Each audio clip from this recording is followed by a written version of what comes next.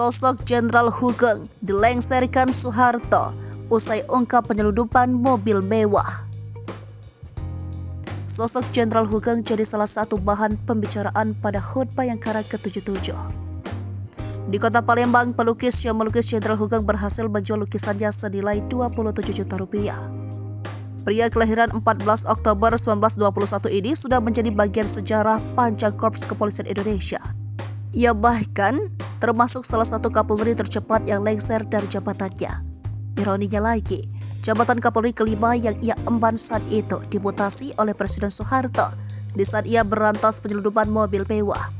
Pada periode 1968, Indonesia dihebohkan dengan nama Robi Cahyadi. Dia adalah pelaku penyelundupan mobil mewah yang dibackingi pejabat-pejabat kelas wahid di negeri ini. Hugeng berhasil membuka kedok Robi ketika menjadi Kapolri. Namun, 3 tahun setelah diangkat jadi Kapolri, Presiden Soeharto melakukan mutasi pada jabatan Kapolri. Alasan Soeharto kala itu adalah dalam rangka regenerasi. Namun pengganti yang ditunjuk usianya justru 1 tahun lebih tua dari Sugeng.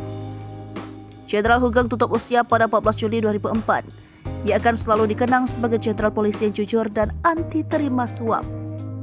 Gus Dur, mantan Presiden Republik Indonesia, pernah menyebut ada 3 polisi jujur di Indonesia. Polisi tidur, patung polisi, dan Jenderal Hugeng, kata Gus Dur.